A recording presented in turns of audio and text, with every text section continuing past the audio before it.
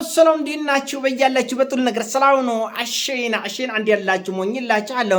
ቤተሰቦች ስትገቡ እንደ ልማዳችን ላይክ እና ሼር እያደረጋችሁ ሀሳቦቻችን ለብዙዎች አካፍሉ።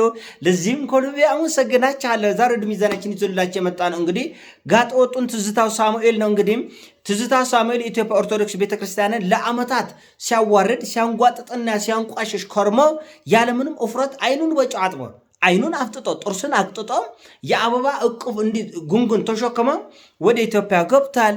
የኢትዮጵያ ኦርቶዶክስ ቤተክርስቲያን ቅዱስ ሲኖዶስ በእውነቱ በስራ ቦታ ካለ በእውነቱ በኃላፊነት ቦታ ካለ ይሄን ጋጠ ወጥ በህግ መጠየቅ አለባቸው። 4 ነጥብ። ባለፈው ቅዱስ ሲኖዶስ እና አቡነ ሳዊሮስን የኢትዮጵያ ኦርቶዶክስ ቤተክርስቲያን ዋና ስራ አስኪያጅ አድርጎ በመረጠ ጊዜ ከሰጠው መግለጫ ውስጥ 15ኛው ቁጥር ላይ ያለው ምንድነው?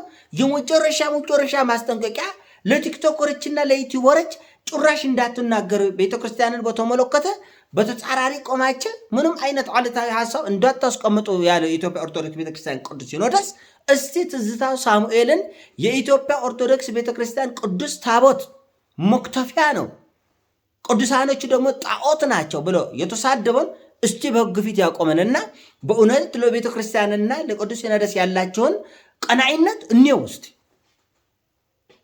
እንየው። ከዚህ በፊት እነ እየጮፋ ዶንቆራ ሃይማኖተኞች ብለ ኢትዮጵያ ኦርቶዶክስ ቤተክርስቲያንን ተሳድበው አንጓጠው በሕግ አልተጠየቁ። እነ ዮናታን ተአምረ ማርያምን ጎርለ ተክለ ሃይማኖትን እንዲሁም ሌሎች የኢትዮጵያ ኦርቶዶክስ ቤተክርስቲያን ቅዱስ ስርዓቷን አዋርደው አንቋሸው በሕግ አልጠየቀም ቅዱስ ሲኖዶስም።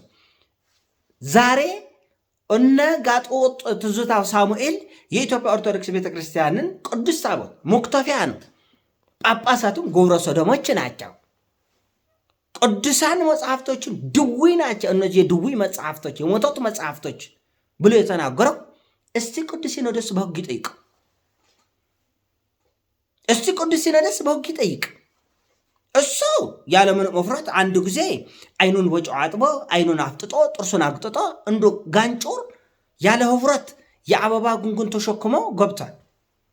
ሎምን ከዚህ በፊት እነ ዮኒ ሞጋኛ የሚባል ሉክፍታም የኦሮሞን ህዝብ ለአመታት ሲያንጓጥጥ ኮርመ የአማራን የትግራይን ህዝብ ሲያፋጅ ሲያቦጣብጥ ኮርመ እንደፈለገ አዲስ አበባ ላይ ተንፎላሰ ጭራሽ ሰይፉ ሾው ላይ ቀርቦ የፈለገውን ሲለፈልፍ ከርማ ሄደ።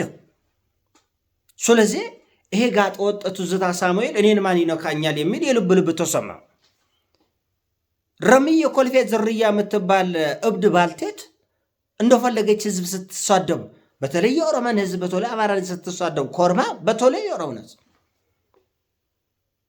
መታ አይኗን በጨው አጥባ አይኗን አፍጥጣ ጥርሷን አቅጥጣ እንደፈለገች ተንፈላሳ ጭራሽ እሷም ደግሞ ሬዲዮ ላይ ቀርባ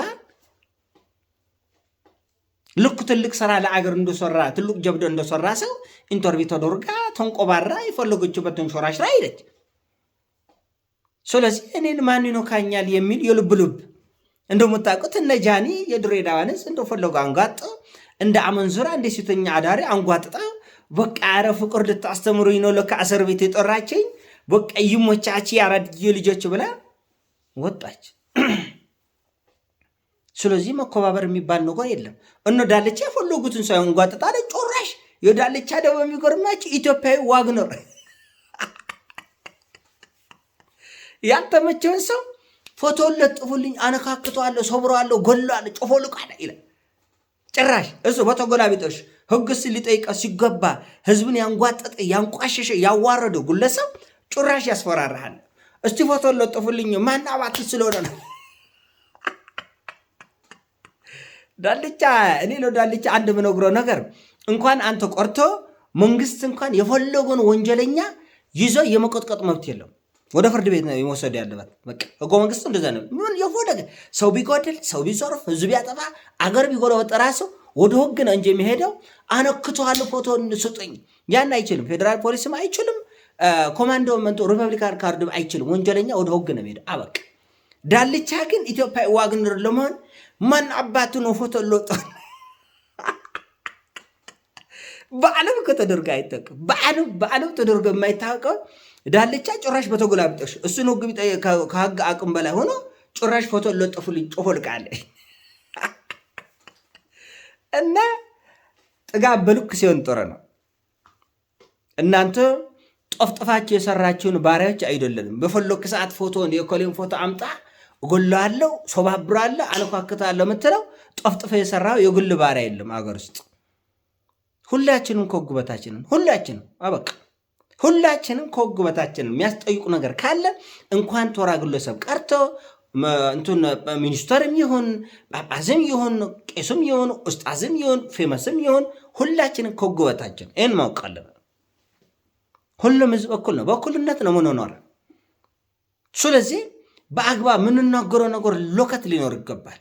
የሌላን ሃይማኖት መንካት አትችልም። ሰው የፈለገን የዓለም የዲሞክራሲ ምንጭ ናት የምትላት አሜሪካ ውስጥ እንኳን ሰው ከፈለገ ሰይጣን፣ ከፈለገ ድንጋይ፣ ከፈለገ እንጨት፣ ከፈለገ እግዚአብሔር፣ ከፈለገ አላህ ማምለክ ይችላል። ምን እዚህ ሀገር ሁሉ ነገር ስርዓት ለማጣት ይሞክራል። ታቦት መክተፊያ ብለው አንድ ሰው የማንጓጠጥ መብት የለውም። አንድ ጋጥ ወጥ ራስን እንኳን በአግባቡ መግዛት የማይችል ስድ ቤተሰብ የሌላቸው ጋጥ ወጣች የሌላን ሃይማኖት ማንጓጠጥ አትችልም። መብት ነው። ሰው የፈለገውን ማምለክ ይችላል። የፈለገ 30 ሚሊዮን 40 ሚሊዮን ህዝብ የሚከተለውን ሃይማኖት መክተፊያ እኮ ነው፣ ጣውላ እኮ ነው። የት አለሽ? አሁን ቅዱስ ሲኖዶስ ነው። አሁን ሌላ ሰው ጋር እኛ እኮ አትናገር፣ ቲክቶከረቼ፣ ዩቲዩበረቼ የመጀመሪያ ማስጠንቀቂያ ተብሏል አይደለም? እኛ ጋር እኮ ምንም ንትርክ አያስፈልግም። እኛ እኮ የጠላት ጥረት የለብኝ። እኔ በጉሌ ግማሽ በክላሽ፣ ግማሽ በስናይፈር፣ ግማሽ በጭቤ የሚፈልግ ማዕት ወረፋ ያዘ ጠላት አለኝ። የጠላት እጥረት የለብኝ። እኔ ጭራሽ ከቤተ ክርስቲያን ጋር የሚያጋጨኝ ምንም ጉዳይ የለም። ቅንዓት ነው የሚያናገረን፣ የቤተ ክርስቲያን ቅንዓት ነው። እናንተ የቤት ስራችሁን ተወጡ፣ ኃላፊነታችሁን ድርሻችሁን ተወጡ። ድርሻቸው ቤት መውሰድ ብቻ አይደለም፣ ድርሻቸው የተወደላቀቀ አፓርትመንት መውሰድ ብቻ አይደለም። ቤተ ክርስቲያንን የሚያንጓጥጡ፣ ስርዓቷን የሚያዋረዱ፣ አባቶችን ግብረ ሰዶም የሚሉ፣ ታቦቱን መክተፊያ የሚሉ፣ ቅዱሳንን ጣዖቶች ብለው የሚያንጓጥጡ ግለሰብ እግር በእግር ፈልጋቸው በሕግ ልጠይቁ ይገባል። አበቃ። ግዴታቸው ነው። ይሄ ድርድር አይደለም፣ ይሄ ግዴታቸው ነው።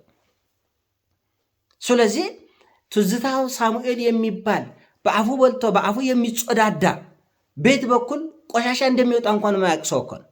ቆሻሻ የሚወጣው በአፍ በኩል አይደል። በአፍ ንጹህ ነገር ይገባል። አበቃ። መውጫው ሌላ ነው።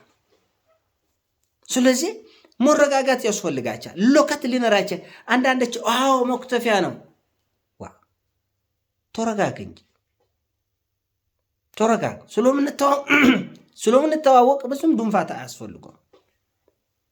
ድንፋት አያስፈልገውም። ሰው የፈለገውን የማምለክ መብት አለው በአገሩ ላይ። የፈለገውን ጫሜን ማምለክ ይችላል ከፈለግ። አንተ አይደሉም ለእኔ ሀሁን ታስቆጥሮ ለራስ ሀሁ ቁጠር። ማንጓጠጥ፣ ማንቋሸሽ፣ መደንፋት አይቻልም። ሁላችንም ከሕግ በታችንን እኮ ነው ያለት የኔ ጌታ።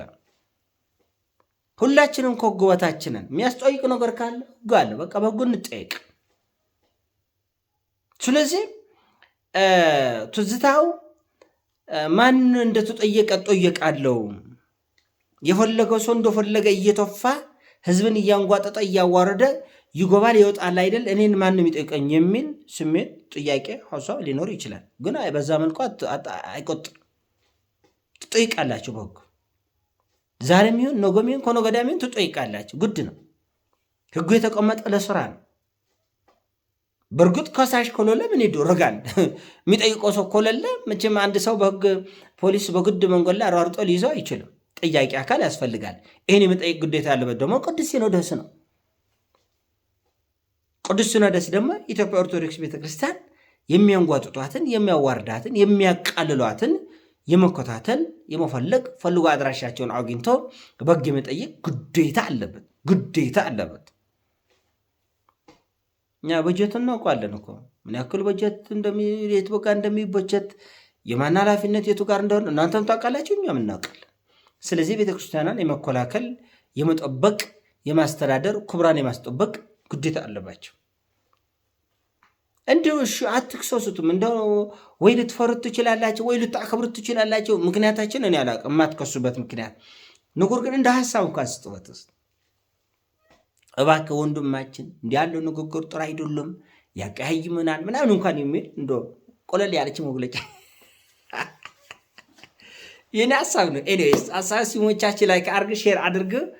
በያላችሁበት ሙጭ እንዲላችሁ እሞኝላችኋለሁ። እወዳችኋለሁ። ፒስ